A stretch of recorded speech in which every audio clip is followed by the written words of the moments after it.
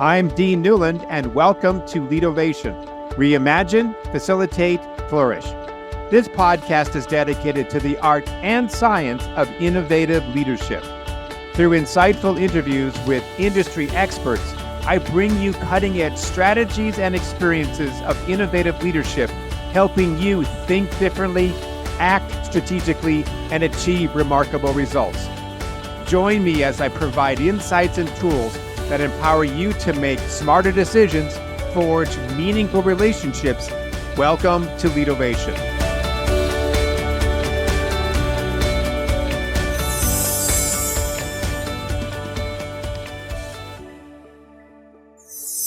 At some point in life, almost all of us quietly ask the same question. Why are we here? My guest today, Kris Land, started asking that question much earlier than most. As a teenager in North Dakota, he built and sold a software company before he was even 18 years old, and by every external measure, he had already made it. But sitting there with the money in the bank, he felt something deeply unsettling, a sense of emptiness, and the question kept coming back, now what? That moment set him on a lifelong exploration into something most entrepreneurs and business leaders rarely talk about openly: the soul, consciousness, and the possibility that life itself might be a kind of learning experience or even a game with rules and turns and purpose. In this fascinating conversation, we explore four powerful questions about the soul: why forgetting might be a part of the human experience, and what it means if we are here not just to achieve, but to learn, to experience, and to remember who we really are. If you've ever wondered whether life has a deeper design and what your role in it might be, you're going to really enjoy this conversation. So stay with us, and afterward, share it with someone who's also been asking that same timeless question. Why are we here? Kris, you've had quite the successful entrepreneurial career. You've started businesses, you've scaled them. You've said to me also that you've even taken one public. And you made some money, I'm gathering. You've done pretty well by yourself, but you've also had some wake-up calls. You've had some situations whereby your path took a different turn.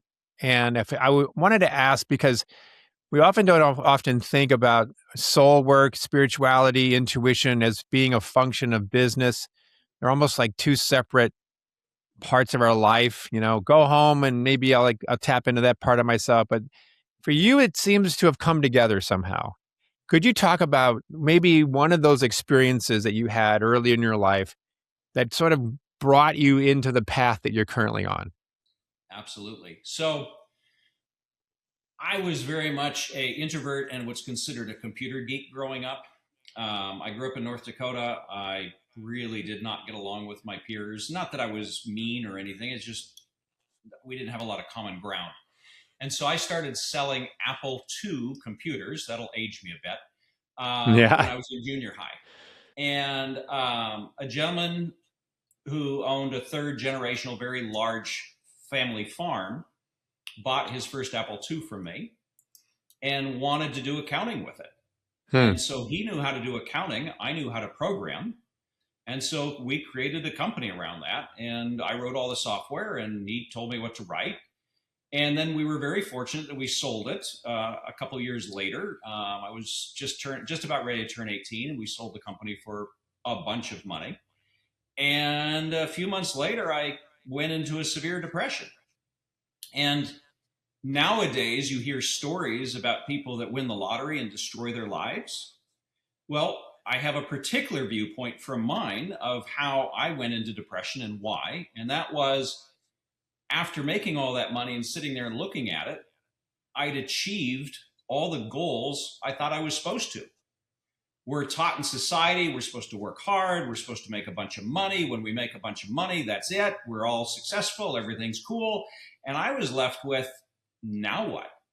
I had no idea what my next step was, where I was going to go, or what I was going to do.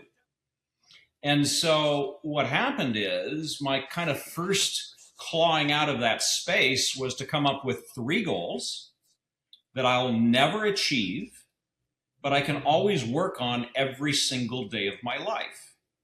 And that's to learn, have fun, and do neither at the harm or impedance of others. Hmm. And with those three goals, I can, even if I'm in a bad day, I can remember, hey, why don't I go learn something? Why don't I go have some fun? Let's go do something. And so it allowed me to kind of scrabble out. And then the next part happened. I got hired at a bank down in San Diego. I was hired as a VP. And my boss was kind of told me point blank, because we were talking about different things. He said, yeah, I'm an atheist. And even though I have zero problem with anybody believing whatever they want to believe, it didn't sit right for me, for him. And so I started really kind of digging into it. And I came up with 4 questions that, when asked, show that there's all the benefit is in believing we have a soul, and all the downside is in believing we don't, regardless of whether we do or don't. And what are those 4 questions? Okay. So the 4 questions start out with, Dean, let's just play a game here. Okay. Let's pretend for a minute you're a piece of clay, meaning you have no soul. And you believe you have no soul. What happens? Meaning what happens in my life? Yeah. What happens? What do you do? What happens in your life? What are the feelings that come up for you? For me, it comes up feeling empty and directionless. It feels anxious, like there is nothing other than myself that is creating something. I have no help. It's all on my shoulders, and that when I die, that's it. It's snuffed out. Right. Okay. So you're a piece of clay, meaning you have no soul, but you believe you have a soul. What does that look like, and what does that feel like? It feels like I'm extrapolating soul maybe beyond your own definition, but if I have a soul, then I also feel like I am connected to something larger than myself. And if I am, therefore, I feel a part of something greater than my own physical structure. It feels more at home. It feels more supported. It feels like I have support beyond my own intellectual and mental and physical ability to get tasks done. And I love getting stuff done, but I also realize that can be somewhat of a trap. But so it feels that I don't know, I'm part of something much larger. More expansive. More expansive, and it feels supported, and it feels like, hey, there's a possibility that when this particular body is done, I've rented it, it's no longer. The soul part continues on. I probably, based on this, I'm riffing a little bit, but there's a constant sense of forgetting what my soul remembers. That the next time out, whatever that might be, I'm starting over with a blank slate of memory. I no longer have the memory of the prior life experience, yet there is that internal knowledge that I just got to spend the next lifetime trying to remember what I forgot. I have a wonderful idea for you to think about in a moment. Please. Yes, this is good. Okay. So, question 3. Yes. You are a soul light being, meaning you have a soul. Uh-huh. And you do not believe you have a soul. How does that feel? What does that look like?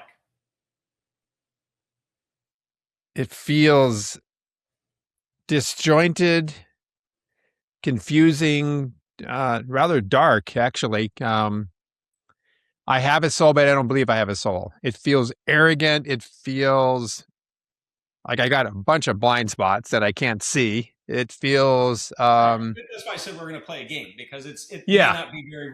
Each one of these questions may not be real for you, but if you dive into them for a minute, the answering of the question, I'll ask a final question at the end. Yeah. No, it just it feels that I'm going to have to rely on myself, my own hubris, and it feels like it could very well be depressing because it seemingly is without a sense of purpose.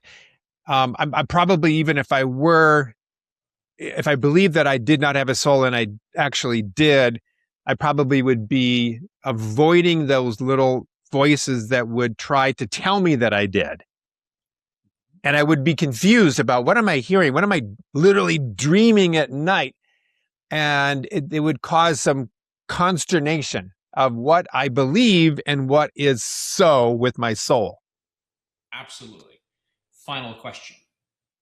You have a soul, Mm-hmm. and you believe you have a soul. How does that feel and look? Well, it gives me a chance to take a breath like I just did. It feels like joy to me. It feels lighter. It doesn't mean that my path in life is going to be always uplifting, because I believe that we are here based on what you just said, and I agree, for learning. It's like, who was it? Ram Dass said that we all want we see life as a school, but we don't always like the curriculum. There's something to be said for that. But if I feel like I have a soul, and I do, it feels expansive. It feels like there's possibility. It feels like there's the possibility for meaning and connection, and maybe even the possibility to remember that which I forgot. Perfect. So, where's the upside and downside in all this? Say more in terms of those 4 different questions. Well, fundamentally, there's 2 questions, right? Do you believe you have a soul or not? And what I said at the beginning was, if you don't believe you have a soul, that's where all the downside is. And if you believe you have a soul, that's where all the upside is, regardless of whether we do or don't. I agree. But I do go back to the comment that I made earlier, in that I can believe that I have a soul, and I can actually have a soul. And there could be a downside in that I don't know how to fully access it, or I don't know how to fully trust it, or I don't know how to remember that which I've forgotten, or there's still a lot of questions out there. Knowing that I have a soul and believing I have a soul and having one still causes some work to be done, and some questions to be answered. And we'll dig into that. But the Okay. key point here is, even if we're a piece of clay and have no soul, even if we believe we have a soul, the best thing that's going to come out of it is we might do better things. But when we're done, we're done. Right. But still, the upside is we'll probably do better things, even if we don't. And if we do have a soul and don't believe we have a soul, then we're really going to be cutting ourselves off at the knees. Yes. Because we're not going to expand into what we are. And if we have a soul and believe we have a soul, we're actually going to expand into what we're supposed to be, or supposed to be doing here in essence. Right. So all I'm saying is, yep. No, I was just thinking that I love the line of questions here. The part that I'm thinking, okay, if I'm a listener and I'm hearing this conversation, I would probably want to know, what are we talking about in terms of the definition of a soul? Because we have a lot of different interpretations on soul based on a religious, spiritual, or even if we're atheist, a soul has a different connotation based on the person. So you and I think a lot alike. So after asking Kris, who was my boss's name as well, these questions, it fundamentally changed the way he was looking at things. But it left me with a big question. Great. What is a soul? What is it doing here? What does it look like? What does it feel like? What is it? And so then I drew on all my different theologies, going all the way back to Egyptians and Sanskrits and all kinds of stuff. I mean, I've studied a bunch. And what I found was, even though the semantics, the way things are said, are very different through all these different religions, there is a very solid common thread. And so what I'm going to do is, in this part of the discussion, I'm going to jump to the most read book on the planet, arguably, which is the Bible. Because it has really cool chapters and verses that summarize things in a pretty neat and orderly way. So we take a look at the Bible, and again, you can read other ones and other religions. You can go to Buddha, you can go to Egyptians, you can go all over the place. But what I found is that there's some things in the Bible that are very common throughout a lot of it, which says things like, "We are the children of God." Where Jesus tells his disciples, "You will do everything I've done and much more." Where we will inherit our God, who our God is and his abilities. Okay, well, what does that look like? Yeah. Well, what that tells me now, for some of your listeners, this could come with a grain of salt. But what it left me with is, all right, let's play with this for a minute. Where this omnipotent being that exists outside of space and time, that have the ability of God, what does a God do? And I could only come up with 3 things that a God does that lives outside of space and time. And that's create stuff, meaning universes, planets, whatever, destroy stuff, same kind of thing, and play games. And then the next question from that is, great, well, the first 2 are pretty self-explanatory, right? We don't have to spend a lot of time on creating stuff and destroying stuff. But what makes a game a game? Well, there's 3 fundamental things that make a game a game. There's pieces, there's turns, and there's rules. Okay, great. Let's take a look at, let's for a second just take a jump and say, okay, we're in the planet Earth game. Well, first off, what is it? Well, it's a 4th dimensional construct, meaning that time is the primary motivator. When you go below, 3 dimensions below, time doesn't exist. 5 and above, time's there, but it's no longer the primary motivator. So in a 4th dimensional construct, the game of Earth, time is the most unique element. Great. Fair enough. What would an omnipotent being find interesting in a 4th dimensional construct? And I could only come up with one thing. And you actually said it a while ago, but I'm going to ask you again to see if you remember. I don't know. I mean, well, you do, because you said it. You actually said it, but it's experience or experience emotions. Okay. So you're saying that that's what God is here to experience through our souls, is to experience itself? Not quite. Okay. Let's just take a step and say that we're each a soul godlike entity. Yes. And we look in and see this thing with a signpost that says Game of Earth. And if we go play, we get to experience emotion. Yes. Whereby we don't. Yeah. I mean, so I'm going to throw something in if you don't mind, Chris. Absolutely. Reminds me of the series that came out recently called Pluribus. Haven't seen that one. It's by the same guy that wrote Better Call Saul. He also wrote this series Breaking Bad. And Pluribus is essentially a story of several, it's like 2 or 3 seasons long, whereby the human species gets contacted by an outer world species and it affects their RNA. Long story short, everybody on the planet has been altered to be happy, to be connected to the all that is, or to be connected to each other at least. There's only 11 people who are survivors who have not been affected by this external intervention. And these people now talk in the form of we versus me. It's all about us. And their job is to assimilate the other 11, and essentially the 2 who are the main characters in this.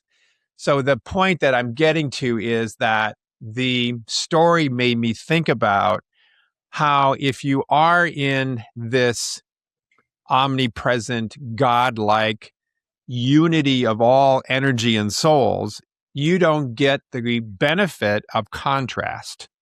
You don't get the benefit of what you might call some sort of a challenge or a negative experience. And those contrast opportunities, when met with the all that is the nexus or the connecting point by which creativity and innovation and the experience can take place. But without that contrast, assuming that you're a particle of a soul wanting to experience itself again, experience emotion, experience these things as you're talking about, we need to come into the more duller and more lower vibration bodies and to experience others in this sphere in order to experience that emotion, because contrast is that flint that creates the opportunity. So that's what made me think about what you're saying relative also to what this series is talking about. You're spot on. Okay, so we're at the pearly gates. We're looking into the game of Earth. Well, the playing piece is a piece of us. The playing piece? The playing piece, like the avatar of yeah, us yeah, in the yeah. game of Earth, is a chunk of us. And although the chunk of us is also part of all that it is, right? So we're separate and connected at the same time. Not separate. We just agreed to take a piece of us and move it into the game. Doesn't mean we've disconnected ourselves. Yeah, I get it. Okay. But all right, but our conscious mind may think otherwise. No. At this point, since we haven't discussed rules yet, we are fully. All right, you're still going back to the game thing. Okay. Yeah, we're still. Okay. This is the equivalent of you and I sitting down and playing a game of Monopoly. Okay. If we take our totalness into the game of Monopoly and I take all the money and all the playing pieces, you're not going to play Monopoly with me again because it was totally boring. Right. Okay? Yeah. Okay. So there's rules. And those rules are what make Monopoly fun and willing to be played. So we're at the pearly gates. We've agreed that the playing pieces are part of us, or us, that the turns are going to be lifetimes. Okay. And that the rules are what make it interesting. Okay. So what does rule 1 look like? Well, rule 1 is literally that we agree to put a piece of ourselves into this fourth dimensional construct in order to experience emotion, right? That kind of works. Because if my dog runs across the street and gets run over and I'm still connected, I go, no, I don't like that.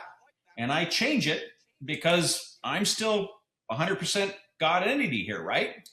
Mm-hmm. So that, even though I'll experience some, I'm not really going to get, as you said, the full gambit of emotions because I can change anything I don't like. And so hence comes rule number 2.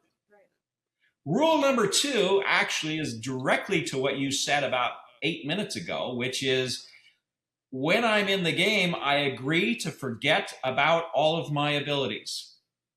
And so let's stop for a second on that. I think that's true, but it pisses me off. But you agree to it. I agree, but what? There's a part of me that goes, if we go down that path, that piece feels, my conscious mind feels frustrated about that possibility because I don't want to forget. That's sort of the ultimate Alzheimer's of our souls, right? We have to start over again and have to remember that which we forgot. I don't know why we need a construct or a rule that makes us forget, because it feels like, I don't know, like we're missing an opportunity for growth if we have to continue to relearn the same stuff over and over again. Let me get to the next rules. All right. Okay. I'm jumping ahead. Sorry, teacher. So, well, again, I'm not trying to preach or tell you anything. This is good. I'm just playing with you. Some ideas that I've come up with that we can play with, right? All right. So rule 2, though, if we leave it at rule 2, maybe why you're frustrated, because it is an infinite trap.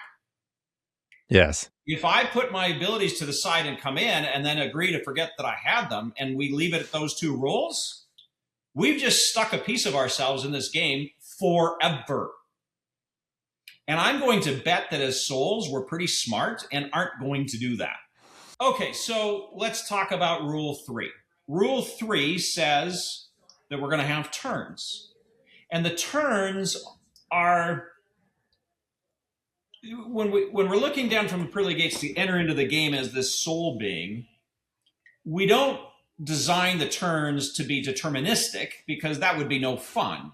We have general ideas and concepts of the things that we want to learn as a soul or experience. And so we put together these kind of agreements for what a turn looks like. And if we don't accomplish it, meaning that we get tied up in the noise and illusion of life, we get to do the turn over And over. Your definition of a turn is a lifetime. Right. And it's a body experience. Okay. Yeah, it's a new body experience. Great. And so, but the thing is that if you don't achieve what you kind of set aside as that you wanted to achieve for that turn, you get to do that turn over and over and over again. But when you do accomplish whatever it is you wanted to accomplish, you get to go to the next turn and the next turn and eventually leave the game. Okay, so where does karma fall into this? Or does it? Absolutely it does. Let me jump to that in a moment. Okay, again, I'm jumping ahead. Sorry, Kris. Okay. So we now have these turns that are designed. So why do you not? Well, let me ask you a question. A better question. Do you play tic-tac-toe? Sometimes. And how long do you play it? Not very long. How come? I get bored. Why? It's repetitive. It's not challenging. It's the easy turn. To figure out. Yeah, easy to figure out. If you walk this way, you know nobody wins forever, right? Yep, right. Okay, so now let's say that we're this omnipotent soul-like being, and we want to play a game to experience. Do you think you're going to pick tic-tac-toe? No, you're going to do something more challenging. Go. Yeah. You know, I mean, yep. You're investing a chunk of yourself in order to experience, not to just put X's and O's in things. And so the game is designed, the turns are designed by the very nature of forgetting. However, there are signposts of forgetting what it is that we're supposed to accomplish, because then we get to play the game longer. But when we accomplish it, we get to move to the next turn and eventually leave the game. So we're not trapped here forever. However, we can be trapped here for a very long time if we allow the game to keep having us forget what we are. I still don't know. I still haven't gotten the concept yet. So maybe it's just me. The need for forgetting. If you don't forget who and what you are, anytime something happens that you don't like, you simply just change it. Right. And doesn't that sound kind of good? You remember that thing about contrast you were talking about? Yeah. So you need the contrast in order to grow, in order to create. Where's the contrast of every time something you just don't like happens, you just flipping change it? Or you know it's coming and you don't do something that would get you back in. Okay, I get it. Okay. Now we're back to tic-tac-toe. Yeah. Or we're in Monopoly and I go, you know what, Dean? I decided that all that money's all mine. Sorry. Fascinating idea. I haven't ever thought about that. That the concept of forgetting is a function of contrast, which creates the thing we're creating or the experience we're creating. And allows us to have the full gambit of emotion, even the stuff we don't like, without the ability to just go instantly draw on our power of what we are and go, nah, I don't like that. I'm uncomfortable with that. I'm going to change that. Yeah. Rule 4. We agree to be 100% invested when we're playing. Meaning that we're here to experience everything fully. In other words, it's going to impact us. We're going to feel the good, the bad, the ugly. It's going to impact us in a real, visceral way. In my book, The Infinity Within, the teacher, the mentor, Elias, when Gabe, the main character, says, well, doesn't that mean that life is just a game? It's frivolous? And Elias says, well, yeah, kind of, except how serious do, say, United States football players consider their game. Or if you want to take it even a little more step bigger, have you ever been to a European soccer match? No, but I've heard about them. They're pretty serious. I've been to a They're couple in Milan, and it's a big deal. So what Elias says is, think of it as a game with teeth. But even if your participation in the game is to be passive, to be depressed, to live off the grid. I get it. Passive is different than depressed. Well, let's even say I'm passive. Forget whether I'm emotionally. You can't. That is still the experience that you are fully involved in, which is your passivity. Bingo. Got it. Bingo. All right. There's 4 more rules, which I'll let you read the book on, but the eighth one deals very deep about how karma operates and works and how it's actually an integral part of the game. So this is great. I never thought that we would go down this path, so I appreciate it. How has this... How have you used this? Aside from you having a great perspective, and you got a nice book that's been selling well. You've kind of gotten, you figured out, at least from your perspective, others may agree or disagree, but you figured out the game. How has this knowledge or this awareness influenced your experience on planet Earth? The best way I can answer that is the introduction to my book. In the introduction, I name 4 people. 2 from our past, 2 from our present. The 4th one, my mom actually got very angry when she read the book and said, "Why the heck did you include them?" So the reason I included them in the introduction, is to give people a viewpoint of how this type of construct may actually be able to really help people. So the first one in the introduction is very obvious, and that's Jesus Christ. And if you look at all the things he did and the stories told and all the stuff that happened, he was a person, based on what the Bible and everything tells us, that when he chose to do something, it wasn't next week, it wasn't next month, it happened right now. And it happened the way he wanted it. So people got instantly healed, waves instantly parted. I mean, those kinds of things. The second one is the Buddha, who arguably is a very powerful presence in mindset and being in the presence or present. The third one is a gentleman that went through, by his own words, an extremely difficult past, all the way up to the point where he wrote and started writing his books. And that's Eckhart Tolle or Tolle. And Power of Now. And some phenomenal work in presence and how to look at things and how the mind and the presence of the mind shapes reality. The 4th one is Elon Musk. And this is where your mom got upset? Why did you include him? And so, I would bet you money if you and I sat down with Elon and said, "Are you a spiritual leader?" that he would say, no, I'm not. But look at what the man has done when he's removed fear and doubt from his equation. He has a car company that everybody said will fail, and quite frankly, DeLorean tried to do it and failed miserably, and now Tesla is arguably the largest car manufacturer on the planet. He was told it is absolutely impossible to land rockets and reuse them.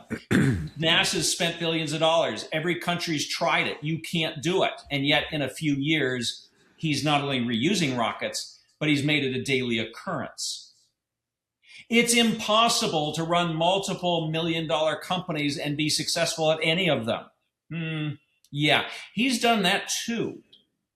So what I'm trying to say is that when we start remembering that we are connected beings, that we're co-creators in this game, we agreed to forget all of it's there, but we left ourselves signposts, and there are teachers along the way that show us that we can get slowly connected a piece at a time and start drawing on this power in a very real way.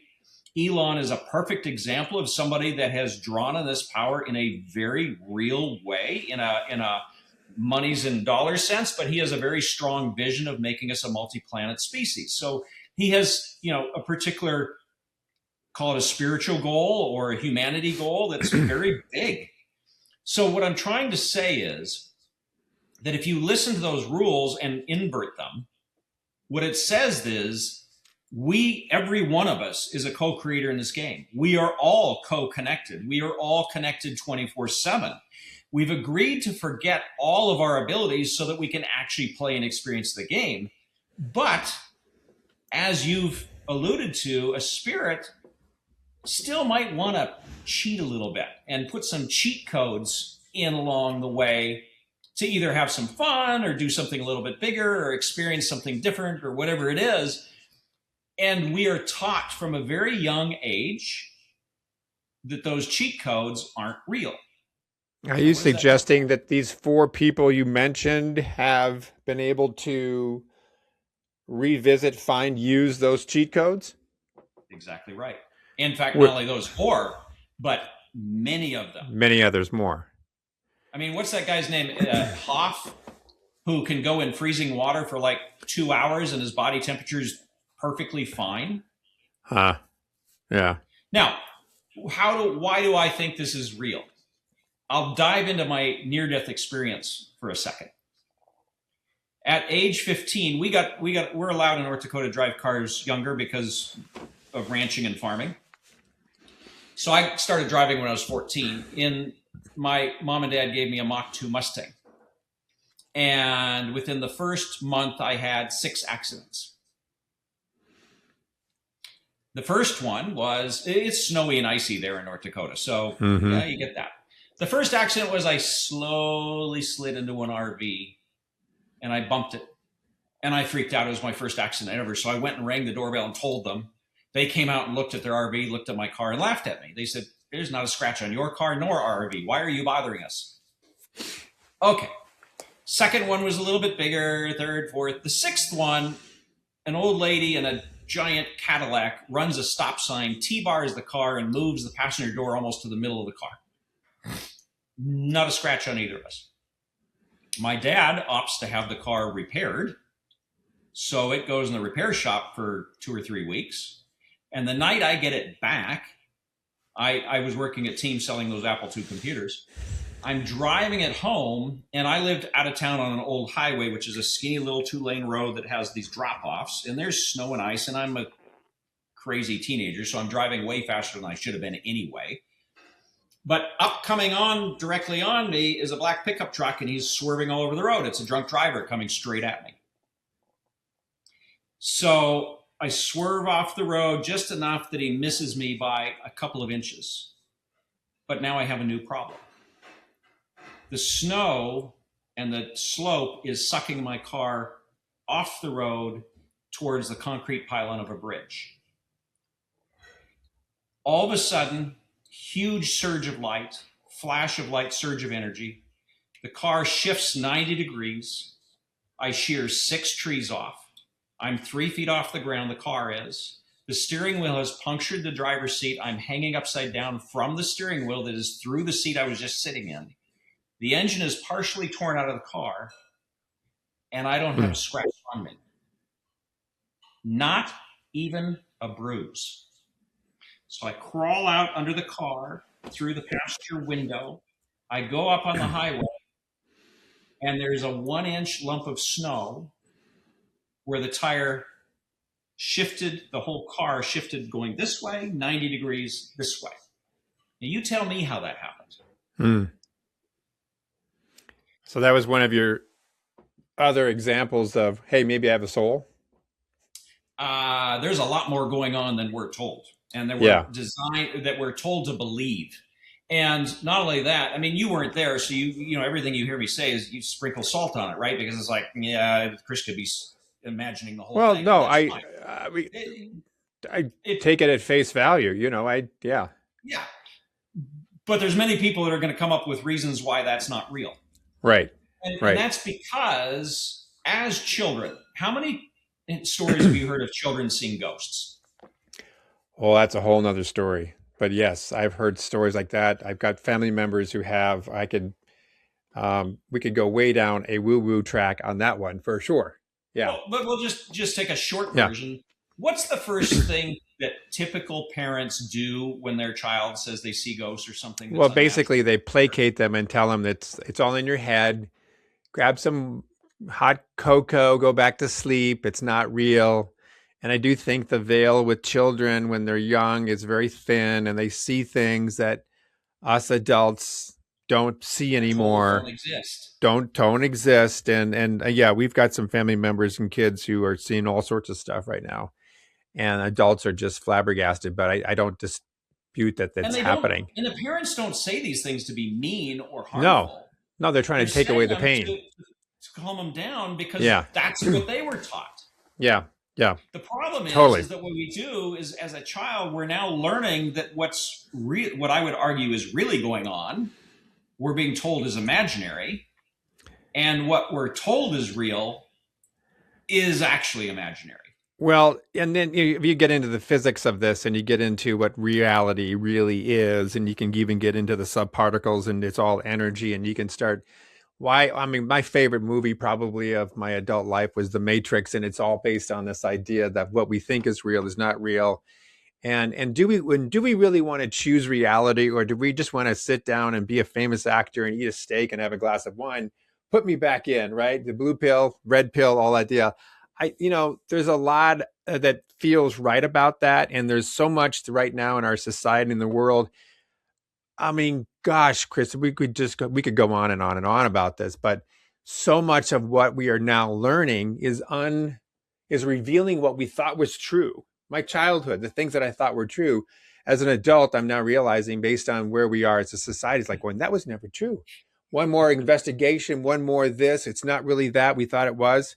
You know what? Here's what I'm gonna need to. We should do a second podcast because I would really would love to keep this up because I have to actually hop off here in a couple of minutes. But how can how can people follow you? I know you got a book. Talk about that a little bit. Talk about how people can get connected to you. Absolutely. So I've been very, very blessed. So the easy answer is krisland.com, KRISLAND.com gets to me. Yep. However, the reason I'm blessed is if you type in Kris Land or the Infinity Within on Google, I take over the first 3 pages.